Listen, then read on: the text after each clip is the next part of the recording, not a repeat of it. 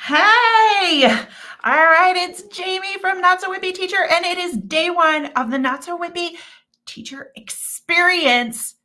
Who is excited about this? All right, let's see here. All right, let's see if we can get our tech up and running. I got one like here. If you are here, get in the comments and tell me where you are watching from, okay? So that I know y'all are here and that our tech is working.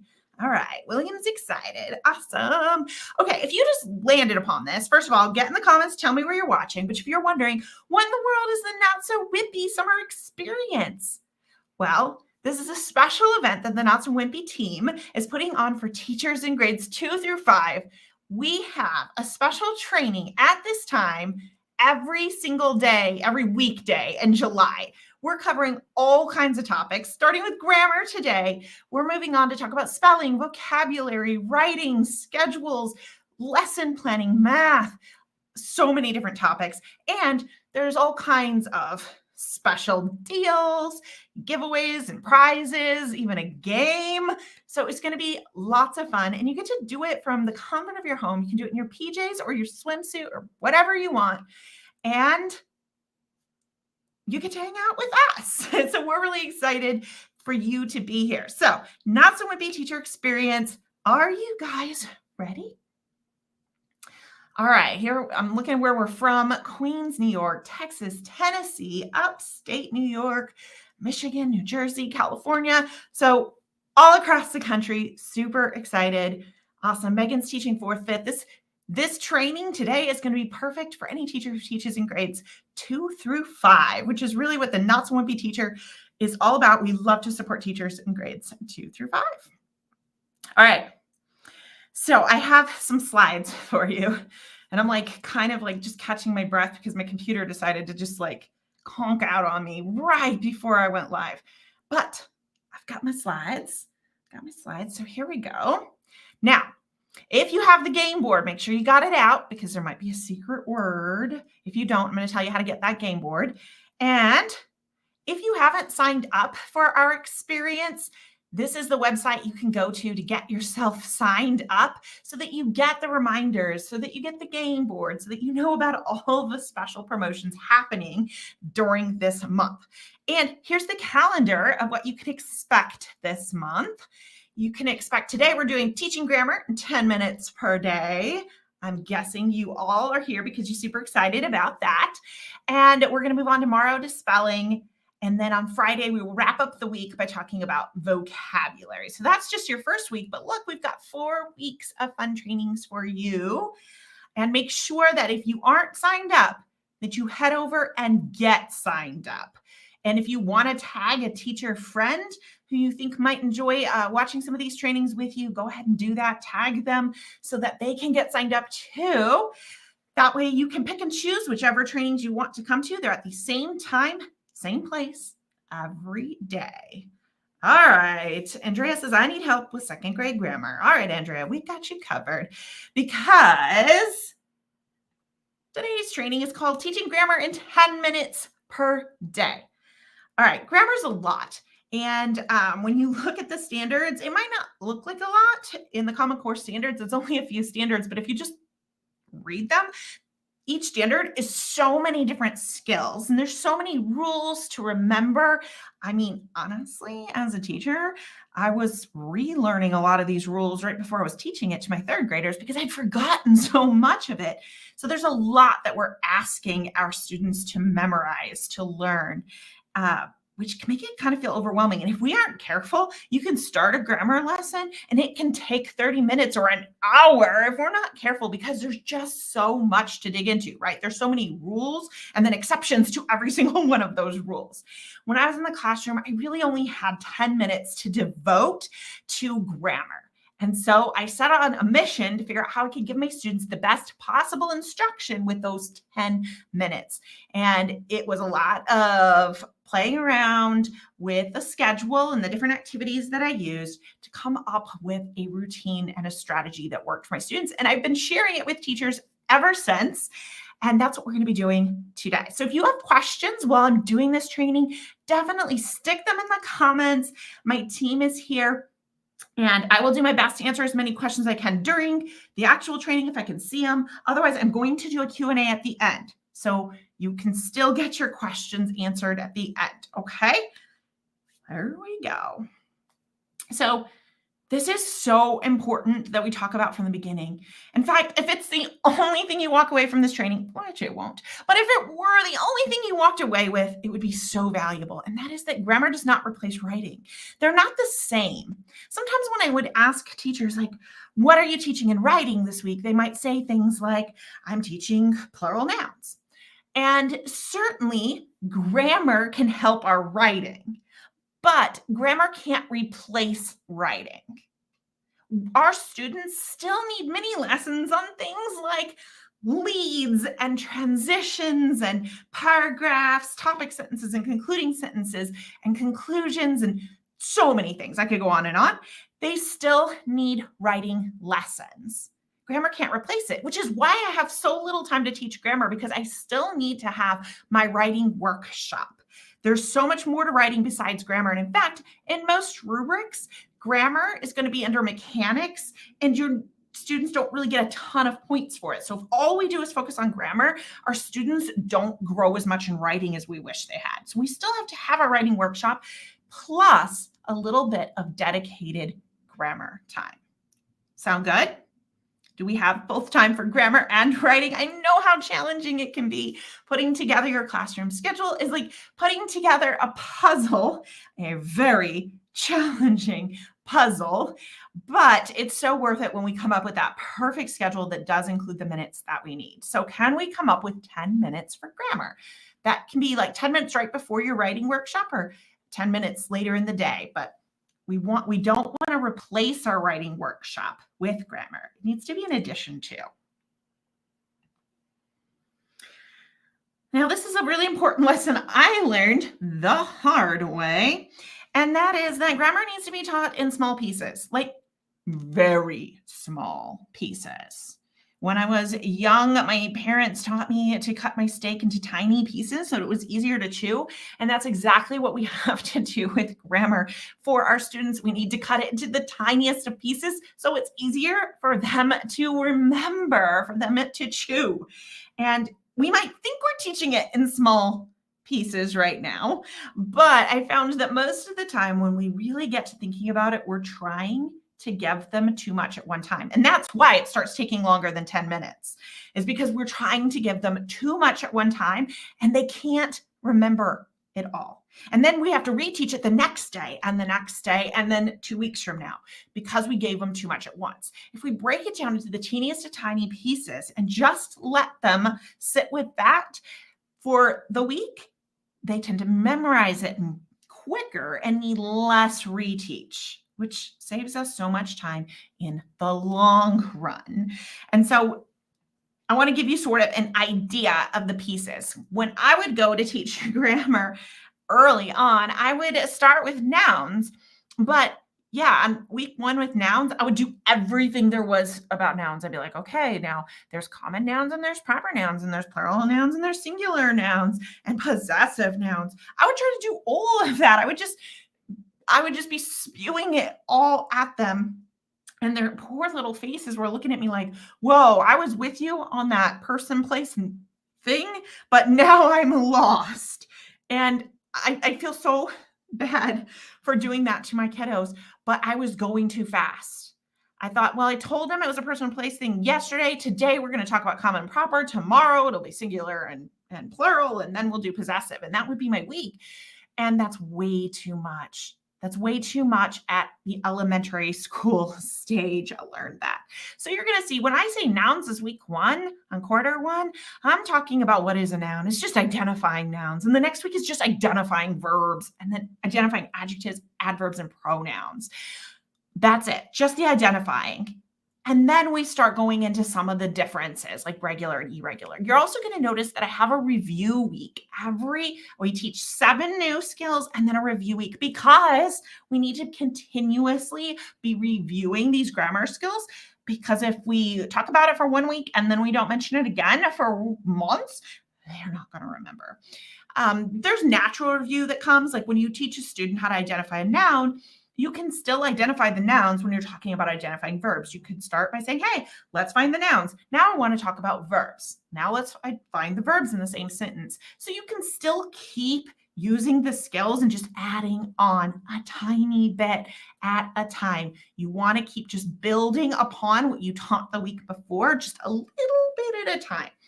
If we throw it at them too fast, they are not going to remember it. And that's where we start to feel so frustrated. Like, I've taught this 4 or 5 times. Why are they not doing it?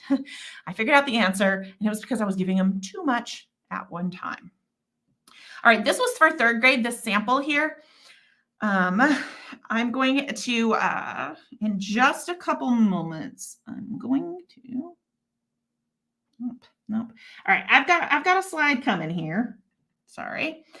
And I'm going to give you pacing guides for grades 2 through 5. So I know it's coming up. I thought it was next. I know it's coming up. So hang in there. In fact, grab your pen or pencil so you'll be able to write the link down because I'm going to give you pacing guides for 2nd, 3rd, 4th, and 5th. And these are just sample pacing guides. Of course, you can move things around a little bit if you need to. But we don't want to start adding too much together. That's where you start to get in a big problem. If you're like, you know what, I want to try to get the whole year's worth of grammar done in less time. So I'm going to start lumping them together. That's, I think, where you get the toughest. That doesn't work as well. But if you needed to move like pronouns off by a week or whatever, that can work easily. Okay. Biggest thing that I learned is that grammar is easier with a routine. Maybe you're going to laugh at me when I tell you what I used to do, but some of you are going to say, yes, that's me too. So I'm going to tell you this. And that is that every Sunday I would sit down with Pinterest and TPT open and I would be like, okay, well, this week I'm teaching all about verbs. So I'm going to try to find all kinds of fun activities about verbs. And so I would search Pinterest and TPT and I would especially pay attention to any free things I could find. I will print everything I found and head into school that week with all of these new and different activities for my students. I thought that's what you should do, right? I was keeping them engaging by having all of these different activities. But you know what I was doing? I was killing myself and confusing my kids. Why? Because we had no routine. Every week was different because every Sunday I was just searching the web for activities for the skill I needed to teach. And so I realized that what I really needed to do was save myself time from searching, printing, and prepping, save myself the class time of needing to re-explain all these different activities, and instead give my students an actual routine so that they knew every Monday we do the same thing. Every Tuesday we do the same thing. That makes it easier for me to prep in advance, and I spend less time giving instructions in the classroom. And so this is the grammar routine that I came up with. And of course, you can move things around a little bit, but these were the activities after quite a bit of trial and error that I found to be easiest to fit into my 10 minutes and help my students to grow the most. So Monday was always a whole group mini lesson. This is where I taught the rule, introduced the skill. I didn't expect my students to learn it to mastery on Monday because that's not realistic, but I gave a mini lesson explaining it. Like if I was explaining what pronouns were and when to use them, any rules you might have. Tuesday, we did an interactive notebook activity. This really went along nicely after that whole group mini lesson because it gave them an opportunity to record the vocabulary and the rules and do a little bit of a practice. It also meant that inside their notebooks, they always had a reference because the reality is we are going to throw so many different vocabulary terms at them. And I found that in grammar, a whole bunch of words start repeat. I don't know what it is, but it's like plural noun, possessive nouns, pronouns. It just felt like there was a lot of P's, preposition. I don't know. But after a while, I was like, no wonder you guys are confused, right? So we did interactive notebook activity, which helped them to always have a reference. If you forgot what a pronoun was, months later, you still could go back and look on your own, and that kind of independence was really important. Wednesday was a writing activity. Now, remember, I told you that grammar doesn't replace writing, but it was just a quick couple of sentences where they got to use their grammar skill in writing so that they could see why it all goes together. Why are we learning all of this stuff? We need to make sure that it makes sense to them, the why. Thursday was a task card scoot. I love task card scoots. Gets kids out of their desk, gives them an opportunity to independently work on these skills and for you to see who needs help, where they're getting off. And then Friday was a very short assessment. I'm going to go into more detail about each one of these days in this training. All right, you guys ready for a giveaway? Because I have some $5 TPT gift cards that I wanted to give to you that you can put towards one of your back to school wish list items. And I'm just going to randomly choose a few people. Go ahead and get in the comments and tell me, what is your favorite subject to teach? What subject? It does not have to be grammar, by the way. You don't need to suck up and say grammar. Grammar wasn't my favorite subject to teach, but what is yours? Is it writing, science, social studies, math, reading, something else that I haven't even mentioned? Tell me what your favorite subject is. And I'm going to choose a few random ones to win a $5 TPT gift card. Let's grab one here. All right. Haley says math is her very favorite subject to teach. That's awesome. Haley, we'd love to give you a TPT gift card. Just go ahead and email me, jamie@notsombteacher.com, and we'll get you that gift card. Haley. All right, let's find someone else. All right, Judy. Judy says, my favorite subject to teach is math, hands down. There's something very hands-on about teaching math, and it was my favorite subject to teach as well. Judy, we'd love to give you a TPT gift card. Go ahead and email me, jamie@notsowimpyteacher.com, and we'll get you that gift card so you can put it towards one of your wish list items for next school year. Let's see. Oh, this one's different. Sarah says history is her favorite to teach. I love that, Sarah. Not that many elementary school teachers will say that history is their favorite to teach, but I love history. So I love that you enjoy teaching that.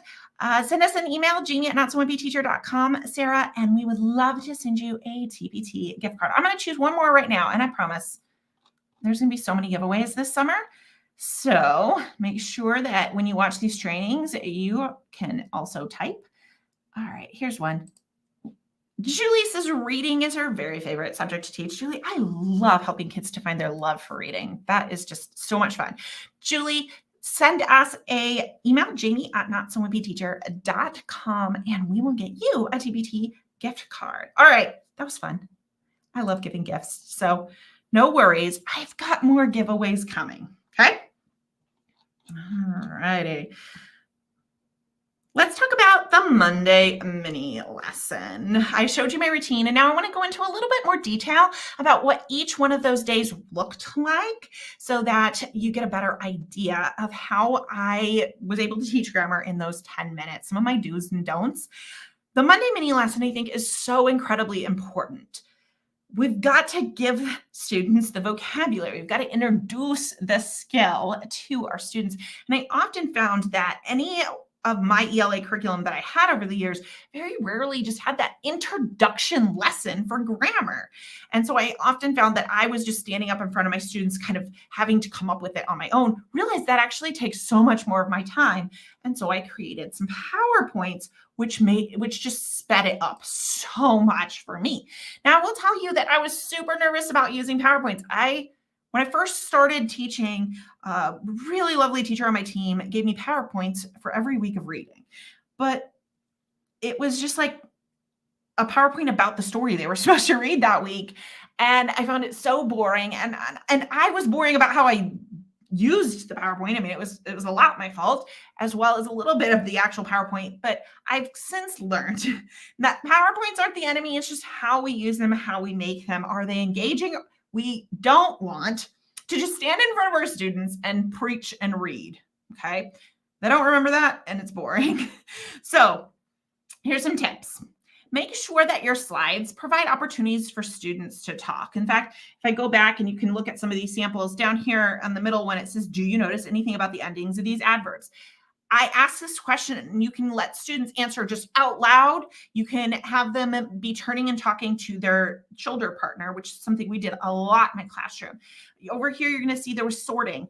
This isn't something where I would have one student come up to the board and do it. I want all students on their individual whiteboards or on a piece of white paper inside of a page protector, or even just saying it to the shoulder partner. I want them all sorting. It isn't like one person is being is participating. This is everyone. This one over here is something I do a lot. Whisper to your partner what the noun is. So it says what a noun is, and then I have them whisper what it is, because saying it out loud helps to commit it to memory. If you've heard your teacher said it, you've read it, and you've said it, then you are more likely to remember. You're going to remember it quicker. So I love the whole turn and talk to your partner. I use it a lot. And so it's just a routine that I teach my students at the beginning of the year. When I say whisper to your partner, you immediately know who that is and you just do it.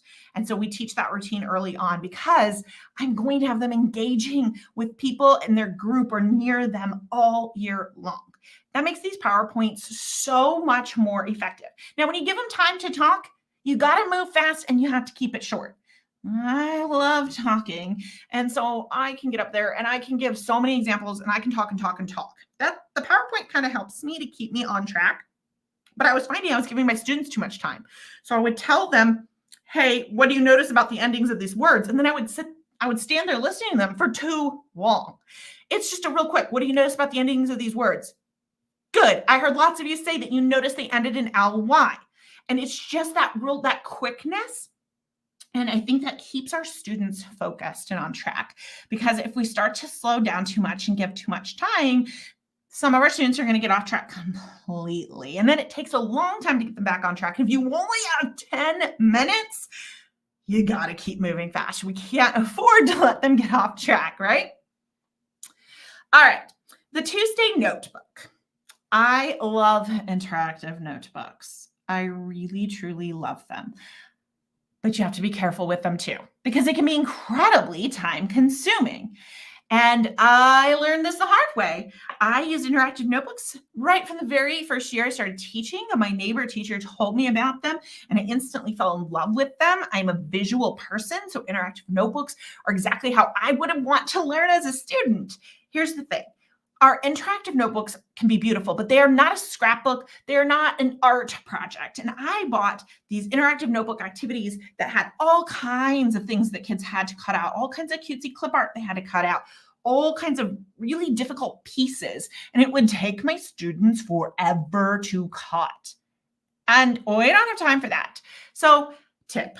Make sure you are looking for activities with easy cuts. I have no idea why. Look for activities with easy cuts. Pay close attention to the pictures of samples. You want straight cuts. Anything round takes much more time. So look for straight, simple, repetitive cuts. When the activities look similar over and over, kids quickly learn how to do it. Look for cuts where they can just cut around the border and then easily have the activity. The less cutting they have to do, the better. Now, I don't want to take cutting away completely. So sometimes we get into these trainings and someone's like, oh, I have a parent volunteer, cut them all for me, or that sort of thing. I think the cutting is part of the activity. I think the movement is so important for our kinesthetic learners, for ADHD learners. I think it's really an important part. It's just, it can't be the bulk of the time we spend, right? So we want to look for activities that just have simple cuts, where we're not cutting out cutesy clip art just for the sake of it being cute. I mean, and that's hard for me to say because I love cute clip art. But if they're just cutting it out to add a decoration to the page, then it's not good use of their time. Coloring. I often get asked about coloring. Skip the coloring. I always told my students that if they are a fast finisher at some point, they can take their crayons and go back to coloring. But it's not necessary. If it's not necessary for the actual activity, I mean, sometimes there's like a list of words and it says underline the nouns in blue. That's different. But I'm saying just coloring for the sake of coloring to make it look cute. I tell my students they can do it when they're a fast finisher somewhere, but not right now in the middle of our grammar block, because that's not helping them to learn grammar. Now, cutting fast. Let's talk about that. Okay, I think it's super important that we actually teach our students to cut fast. And that might sound silly to you, and it would have sounded silly to me in those early days, but I realized that some of my students were very slow cutters. A lot of times they were actually perfectionist cutters, and that made them very slow. And so I started teaching my students what it meant to cut fast. One of my favorite ways to do this is to actually race them. And I will say, okay, I've got my interactive notebook activity. I wonder, can the class beat the teacher? Remember, it needs to look like neat fourth grade work, but it doesn't have to be perfect. All right, start putting it together. And kids, well, no, just humans are very competitive souls. And so that little bit of competition gets them moving fast. And so you can do that for a few days and you'll find that they're just naturally start cutting faster. And if you start during the year to notice like, oh my gosh, they're slowing down again, race them again. That's one of my favorite strategies. An important thing is to teach them also how to cut the activity out. What I've noticed about a lot of students is that they will go through and they will cut out each individual piece, each individual flap, cutting all around the entire thing, all four sides. It's faster if you cut the borders off the paper and then just you're able to cut straight up, and that's much quicker. So teach them the quickest way to cut. They don't just naturally know that. And honestly, if you teach them how to cut it out quicker, they have less trash. If they cut around each individual piece, they end up with a bunch more trash anyway, and that takes time. So take time at the beginning of the year. It might sound silly in your lesson plans to write, today we're teaching students how to cut when you're teaching 4th, 5th grade, but I promise you it's actually a good use of your time for saving your grammar time and any other subject you might use interactive notebooks in later on down the road, okay? Wednesday is for our short writing activity. Now, this does not replace writing. We've talked about that. We are still going to have our normal writing workshop where students are choosing their topic and they're writing masterpieces. But it's also important, like, why are we learning adjectives? Why do we got to know this stuff? We want to give our students the information that they need. Just if they don't understand why, they're not going to bother to try, okay? If they don't understand why adjectives are important and where they're going to use them and why the heck it matters, then why learn, okay? So Wednesday is really about showing them how this helps writing, how it's used in writing. It's not to teach how to be a good writer, but it's to help them to see where this strategy, where this skill fits in, okay? I use the same notebook for their grammar interactive notebooks. One side, they can put the interactive notebook activity. The other side of the page, they can do this writing. It's supposed to be super quick. Remember, we've only got 10 minutes. So you're only asking them to write 2 or 3 sentences. It is not the length that matters. So to be real honest, this slide here says write at least 3 sentences. If they wrote 2, you know what? If they used adjectives, I'm happy. It really isn't the length that matters. It isn't the topic that matters. It's, do they understand how to use an adjective in the sentence? And that's the big goal here. So I went ahead and made slides to help with this because I think it makes it faster, so that if I told them what to write about, there would be like 3 people 5 minutes in, they go, what am I supposed to write about? And I didn't want to have to write it on the board every time because that also takes time. So I start off with a slide that tells them exactly what to write about. Write at least 3 sentences that describe your bedroom. Now, it's important that we're choosing topics that all of our students could write about. So I would even consider changing that one to just to describe where you sleep at night, because they might not all sleep in a bedroom, but know your class. You as a teacher really should know your students and know what questions everyone can quickly respond to. We don't want to be asking things where a student is like, well, wait, I don't have that. Like if you asked them to describe their backyard, but they live in an apartment and they don't have a backyard. We want to make sure that these questions are something they don't have to spend tons of time thinking about and that they're all very inclusive. So know your class. Some questions might be appropriate for one teacher to use where the other teacher goes, oh, I have a student who couldn't write to this. I'm gonna modify this question just slightly. Now at the bottom, it says, remember to include adjectives in your sentences. It's important. We tell them, hey, don't forget, this is why we're doing it. Now, the second slide usually has them trading papers with a partner. I love this. It gives them an opportunity to be celebrated by another student in their classroom. It feels good. It just does. Now, if you have a student who feels super uncomfortable about this, make modifications. That's fine. I really didn't have students who felt uncomfortable about this because they loved the fact that their partners were actually getting to brag on their work.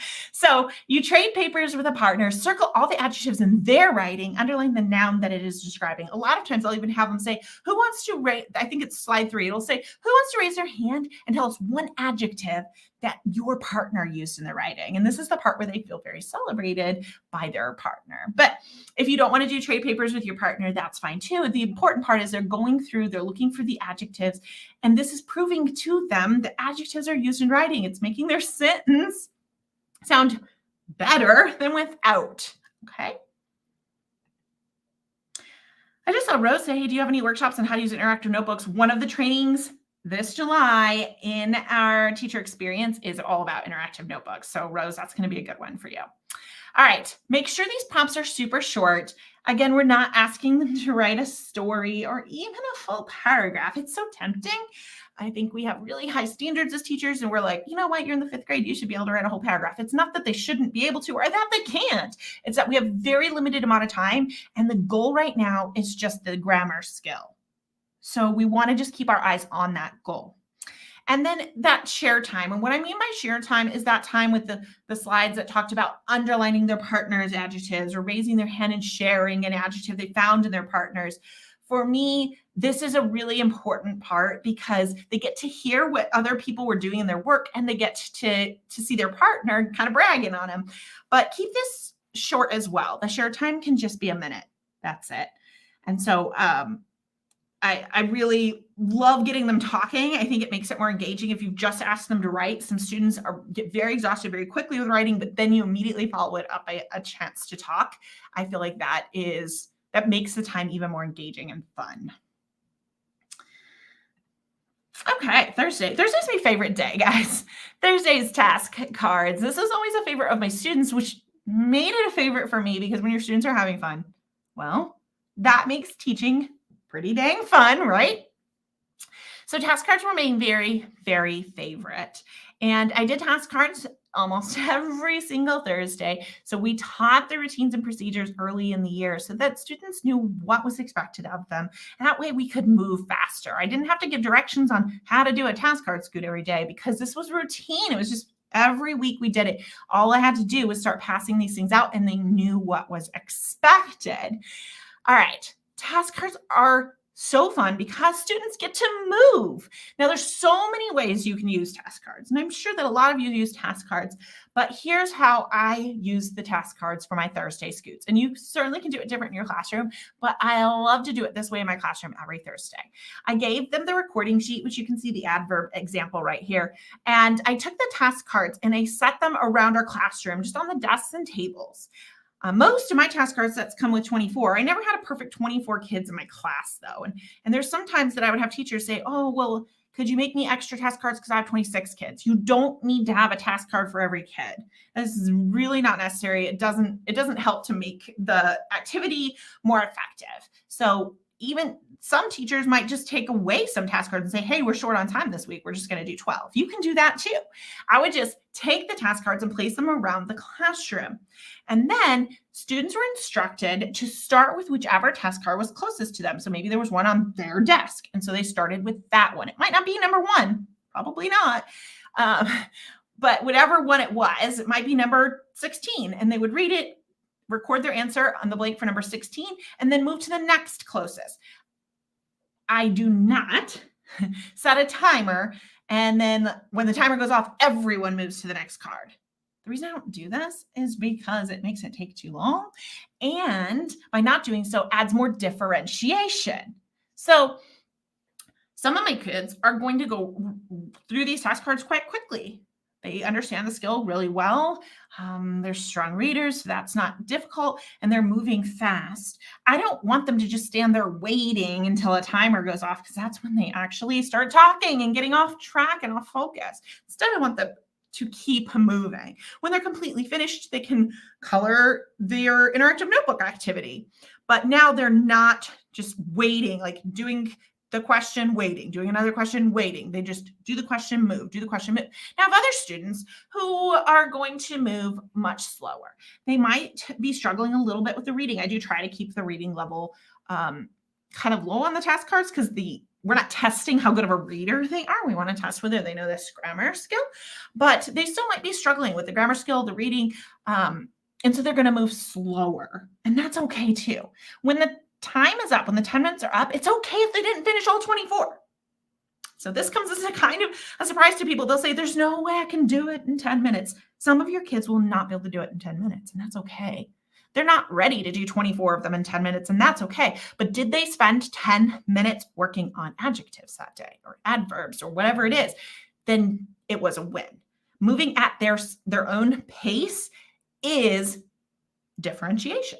And it's okay if they didn't do 24. It's okay if they weren't ready for 24. Some of your students were, and so you offered that as well. Okay.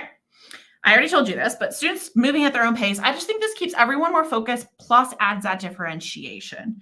And I feel like that is so incredibly helpful and why I feel like our scoots are more effective. Allow students to use a notebook if they need it. There's lots of ways to differentiate task cards. The pace is one way, but so is the use of resources. So they've got their interactive notebook, which has definitions and examples in it.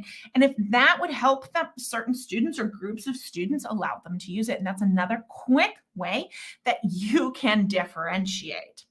Set a timer for yourself. So instead of setting a timer for when all the kids are going to switch to the next task card, just set a timer for yourself, because it's really easy for 10 minutes to just fly by and turn into 20 minutes. And now it's eaten into your writing workshop, and we don't want that to happen. So set the timer for yourself. If you've only got 10 minutes, if you got 12 minutes, if you got 8 minutes, set the timer. And when that timer is off, then task card time is over for the day. If you have time on Friday before your assessment, you could put them out and let students finish. I mean, you've prepped it already, and it could be a great review right before the assessment. So if you found that most of your students didn't finish, stick the task cards out again right before your assessment on Friday, and you can let them finish. If you have the time. If you don't, you don't. And that's okay. As far as checking task cards, I get asked this a lot, and there's no rule right or wrong, except for that you only have the time you have, and we don't want to eat into our writing workshop. So what I like to do, I don't have time to check all 24 task cards. And here's the thing, I don't make them turn them in for a grade, and you can decide. You know your kids best. Here's the thing.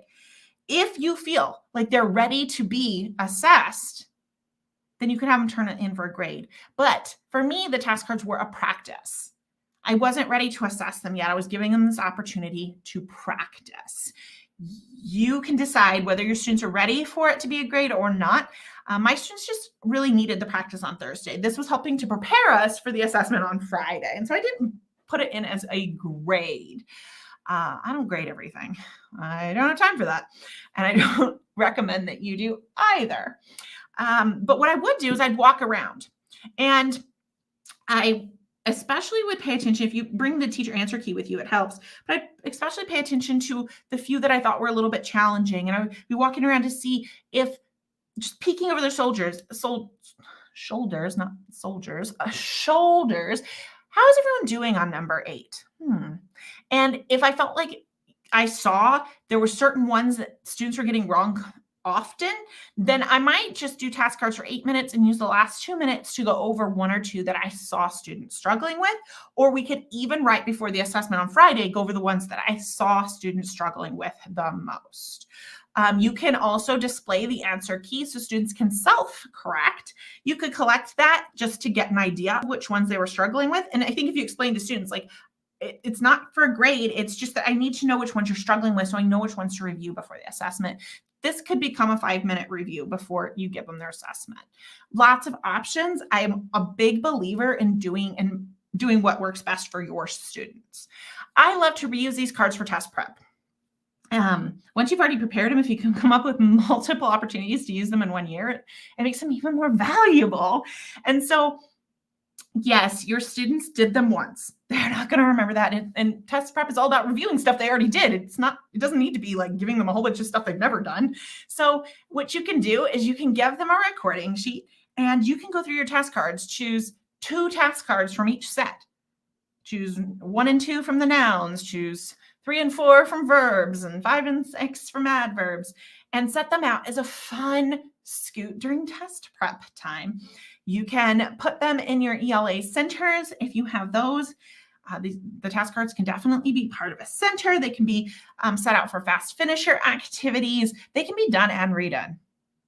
Okay, so think of ways you can reuse them to get even more value from them. I love that. Sometimes I just keep a stack of them right next to my lesson plan book. And if we finish something and we've got 2 minutes before lunch, I can start just verbally reading the task card and students turn and tell their partner the answer. It's a really good way to just fill a couple minutes. Okay, Friday's the assessment. Guys, this is super easy. Nothing super fancy. It's just keep it short. Here's an example of my verbs one. Generally speaking, my grammar assessments had 10 questions. I found that easiest to grade. It was enough questions to tell if they understood the skill while still giving them room to make a couple errors without failing. But the assessment should be very similar to what they've seen all week. The questions and the tasks they're being asked to do should mimic what they saw in task cards, interactive notebook, and on the Monday PowerPoint. And the assessment, like all assessment, is for you to know what your students have mastered and what they'll still need more review on. Remember, every 8 weeks we do a review week, so we recover these things. So I'm looking at their assessments so that I know what do I need to cover again during review week. That's what assessment's about. It's just really learning about our students. Okay, I told you I was going to give you pacing guides for grades 2 through 5, and I was not lying. This is a freebie for you. Go ahead and take a screenshot of this particular screen or write down this address. It's notsowinbyteacher.com/grammar pacing. There are grammar pacing guides on there for you for grades 2, 3, 4, and 5. These are my pacing guides. And you definitely can make minor modifications to make them work with whatever you're required to do at school. But I know sometimes it's easier to start creating your own pacing guide with an example that has worked for someone else. So these are the pacing guides. Just take a quick screenshot so that you'll have it. I don't want you to miss because I still have more giveaways and more announcements and a secret word. But I wanted you to get this freebie from me. That way, if you don't, for whatever reason, win something today, at least you came away with something great anyway. Grammar pacing guide. I didn't have a grammar pacing guide for years. So I would just start teaching grammar and be like, I hope I get it all done before the end of the year or before testing. Yes, if you own my grammar bundles, you have the pacing guide for that particular grade level. And this would be the same. Okay, who wants to win? Who wants to win grammar units from me? Who wants to win? And if you're not familiar with my grammar units, I'm going to tell you about them while y'all are typing. If you would like to win a year-long grammar unit from me, just go ahead and type what grade you'll be teaching next year in the comments. I'm going to be randomly picking a few people. My grammar units, they're year-long, so 32 weeks worth of lessons. They include, 7 weeks of new skills plus the 8th week of review, and then 7 new skills, a week of review. Using that pacing guide that I gave to you. I have them for grades 2, 3, 4, or 5. So if you teach a different grade level, these would not be ideal for you. They are made specifically for the grade level based on the standards. They include PowerPoints for Monday. They include interactive notebook activities for Tuesday. They include those writing slides with all the prompts ready for you to go and use them. You don't have to think of your prompts. They include task cards for every Thursday, along with a recording sheet and answer sheet, as well as your assessments for Fridays and the answer keys for those. Basically, it's done. Just print and teach. All right, let me start choosing some winners here. My team didn't tell me how many I could pick, so that means I get to pick. All right, here we go. Pam says she teaches 2nd grade. So Pam, we'd love to give you the 2nd grade grammar bundle.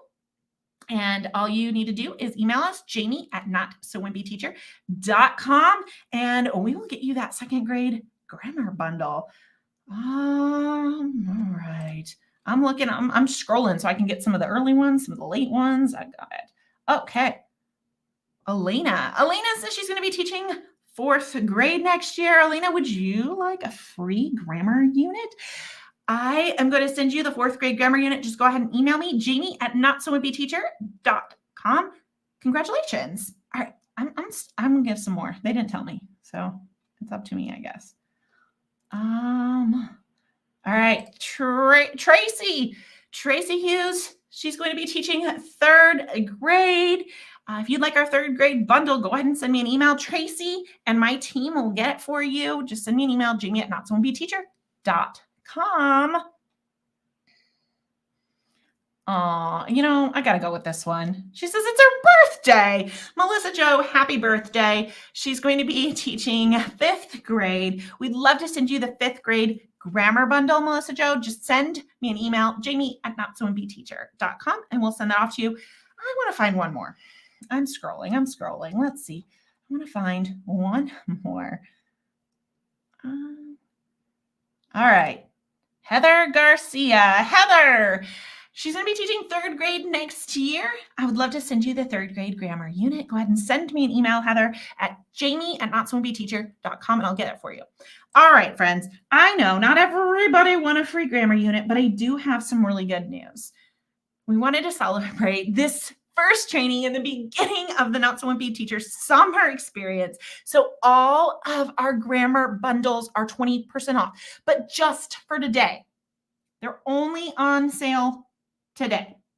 So at midnight Eastern time, so that's 9 o'clock for California folks. Midnight Eastern time, they're going to go back to regular price. But if you would like a complete year done for you grammar lessons with all the materials that I used in my grammar routine, then head over to notsowimpyteacher.com/sale, and you will find my grammar bundles for grades 2, 3, 4, and 5, or you can go ahead and screenshot this screen and use that QR code. But the address there is notsowimpyteacher.com/sale. Again, there'll be 20% off only until midnight tonight. So it's a great opportunity to grab them. You can start prepping your task cards and have grammar done for the year. I hope that would just save you tons of time and stress. So enjoy this special discount that we're excited to offer for you today. You won't need a coupon code. It's already marked down by 20%. When you head over there, you're going to see that it was on sale because it was a bundle, and then we put it on sale even more. So you're getting 20% off of the bundle discount. So all you have to do is head over to that website. You can read more about your specific grade level, the pacing, and what's included there. If you have questions about our grammar bundles, don't hesitate to send us an email or leave a question in our TPT store. We have the most amazing customer support, and we're super happy to answer any of your questions. We never want you to wonder if this is the right resource for you. Hey, if you enjoyed this training, I just want to make sure you know that we have professional development courses available. I don't want you to miss out on these. If you are looking to create a chaos-free math block with centers, make sure you check out the Math Masterclass, and that website is notsowimpyteacher.com/awesome. If you would like to learn how to be a more confident writing teacher and make teaching writing super easy, then you are going to be interested in the Writing Masterclass. Head over to notsowimpyteacher.com/yes to get all the details about that particular course. Anyone who's taken these courses, we get such great feedback. If you guys just stick a heart in the comments if you've taken the Math Masterclass or the Writing Masterclass, we're just so excited about getting to work with the teachers inside these programs. So if you're interested in either of those, head to those websites. More information. Again, let us know if you have questions about them. Here's my hearts. People have taken our Math Masterclass or our Writing Masterclass, or sticking some hearts. JoJo said she took both. Awesome. Oh, 2 hearts must mean both. I love it. Thank you, Cindy. I still have a little, some people are waiting for a secret word. Anyone waiting on a secret word? Oh, Kendra took math and writing. Okay. All right. Yeah. So if you're interested in more professional development beyond the teacher experience, these are much more in-depth online courses that are self-paced. Okay. Secret word. Secret word number 1 is educator. Educator. So if you signed up for the teacher experience, we emailed you a bingo board. If you did not grab it yet, make sure you are signed up for the experience so that you get all of the juicy reminders. But if you missed the bingo board, go ahead and head to this website, notsowimpyteacher.com/summer bingo, and you can grab yours. There's going to be some prizes and things. There'll be posts asking you to post your bingo. So make sure that you are paying attention. But the first secret word is educator. Educator. And it goes right next to the free space. So yeah, some people are saying they already got bingo, because I might have said mini lesson during this training once or twice or 10 times. All right.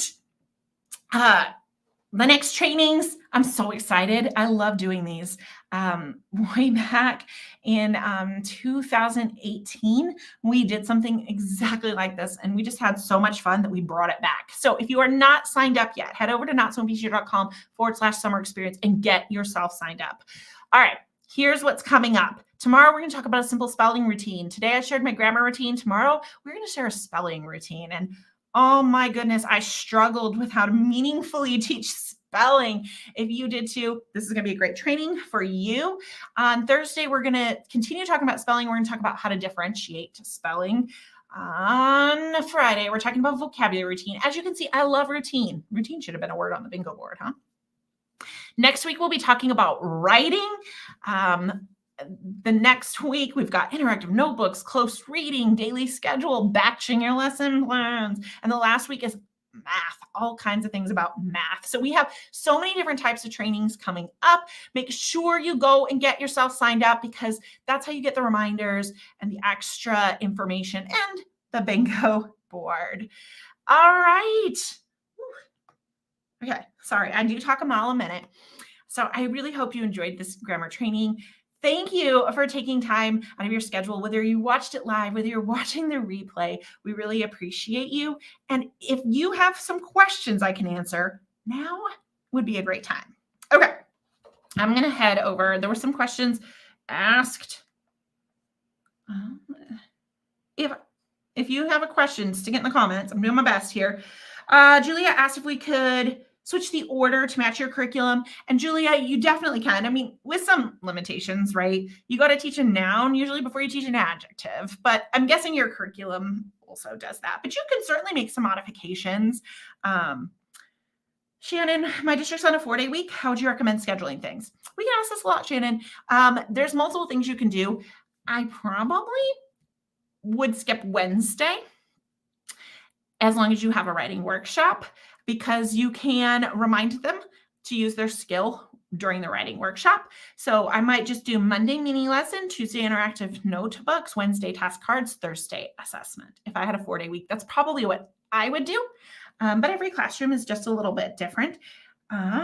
Elaine says, how do you accommodate for learners who have difficulty with cutting? Elaine, now I don't often have usually it's just like one kiddo in class who, even with lessons on how to cut, is still going to struggle. And if you have a parent volunteer who could at least cut out all the borders of their interactive notebooks ahead of time, or if you can give it to them earlier in the day, have a partner help, those types of things. I don't usually have a ton in my class, but it will depend on what type of learners you have in your classroom. Sue said, do you put this in the same notebook as the reading notebook? Sue, you definitely can. You can put the grammar with the reading, or you can put grammar with spelling. You can mix 2 of the subjects. 3 won't really fit, but 2 would. So you could mix grammar and reading or grammar and spelling if you're using my resources, and save some supplies and paper and space in the desks, right? Marcy said, I have the 3rd grade grammar. Last year I was moved to 2nd and I didn't use them. Can the 3rd grade ones work for 2nd? It's not that they can't work, Marcy, but the standards are a little bit different from grade level to grade level. And so we made the units to reflect the standards for that specific grade level. Some of them will still work okay. I also think 2nd grade reading level needs to be taken into consideration. The beginning of the 2nd grade, the reading level is much lower than the beginning of 3rd grade. So things like the task cards and even the assessments could be a little bit challenging for reading levels. So in this case, I would say the 2nd grade would be a better fit. Vicki, do you prefer using a binder for the interactive items or composition notebook? Vicki, I've actually tried multiple things. I'm not a big fan of binder and loose leaf paper. I did it for a long time, and I found binders are more expensive. You always have to have loose leaf paper available. Kids were always pinching their fingers and the rings and breaking them, but also the binders took more space to store. So I am a huge huge lover of composition notebooks. I don't know. I just see composition notebook and I'm like, ooh, I need to buy more. I like that they're pretty sturdy, maybe not as sturdy as a binder, but they're pretty sturdy. They usually last the whole year. I usually have like 1 or 2 kids who manage to break their interactive notebook earlier than that. They're just kids who are a little bit tough on their stuff. So I really do like the composition notebook, but I will say spiral notebooks are cheaper. And if that's what you got, make it work. I don't like when the spirals, like if you have 3 notebooks in a desk, they all get stuck together and sometimes they break a little bit more. You might plan to have a few extras for breakage, but use what you have. What will be the easiest? What does the school provide anything? Do you have leftovers of things? I managed to get a whole bunch of composition notebooks for 10 cents each on a sale at Target, like after the back to school. They had leftovers and I just happened to be there and I saw them and I'm like, I'll take them all. And so I had a lot of composition notebooks and so that worked for me. And it asked if we were providing participation certificates. Unfortunately, we cannot for Facebook Lives. We have really no way to know who watches what trainings, but we're super excited to be able to offer all of this material for you for free. And if you're looking for professional development certificates, our masterclasses, the math masterclass and the writing masterclass, we have 10-hour certificates in both of them. So that's a great way to get some certificate hours. Roseanne, are these trainings included in the masterclass?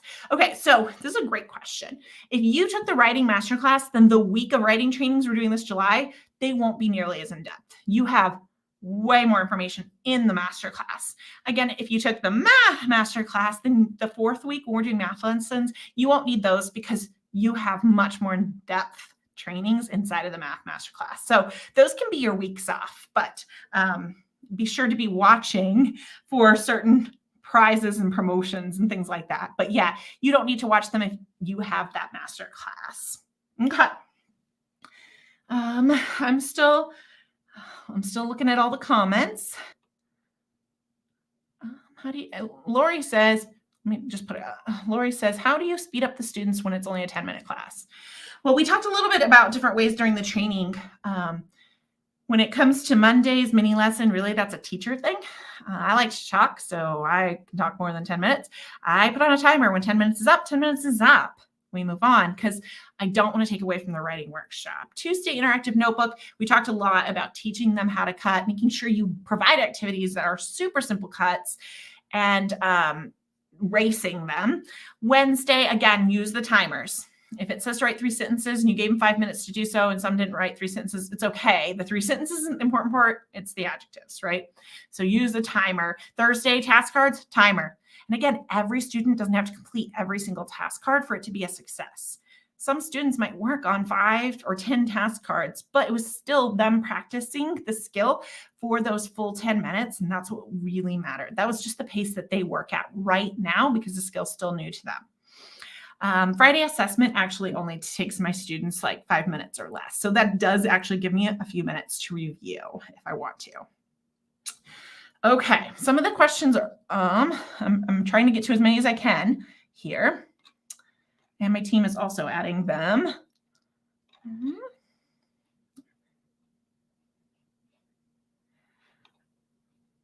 Let's see. Lisha says, are the task cards 4 per page? Yes, my task cards are 4 per page, Lisha. And I want you to say paper. And to be honest, if your students can handle the smaller text, you could always print 2 pages of task cards on 1 page and have them be mini task cards to save even more paper and lamination if you wanted to. If your students can handle the smaller text, and it just depends on your grade level and your group of kiddos. Okay, there's lots of questions about the bingo board. Lindsay and the team, if you can help with questions about the bingo board. If you want to send me a message, I can read it. But, Sonia says, do you have reading standards-based bundles to include multiple choice and short answer questions? Sonia, we have reading bundles for grades 3 and 4 in our store that include a variety of different materials from passages with short answer questions and task cards and centers and things like that. So we have those available for grades 3 and for grades 4. We have not had the opportunity to work on other grade levels yet. Sorry. Okay, for bingo, these are directions. And her direction is just to tell us in the comments if you have a bingo. They're going to choose a few winners. So I think they'll be just tell them in the comments, and they will tag you if you're a winner. Okay. They're sending me more directions. I love Google. I love these Google forms, how or the Google sheets. They're just typing to me at the same time. Okay. Oh, we have lots of bingos already. All right. We will make sure go in and we will be choosing a random winners. We'll reply to you if you are a winner. So if you get tagged by us, that's pretty good news. Okay. We understand you can't put a picture right here, but you can let us know if you have a bingo. All right. I had so much fun with you. I just don't want to take up any more of your time. We told you it'd be between 40 and 60 minutes, and I'm down to 8 seconds here. So just want to remind you that our grammar bundles are on sale through midnight today, midnight Eastern time. So it's 9 o'clock p.m. in California. NotSoWhippyTeacher.com/sale is where you'll find our grammar bundles on TPT. We have them for grades 2, 3, 4, and 5. If you missed any of this training, you'll be able to watch the replay as soon as I'm done here on Facebook or on YouTube. All right, we'll see you tomorrow to talk about a spelling routine. Yes, Beth, have a beautiful day. All right, have a not so wimpy day, my friends.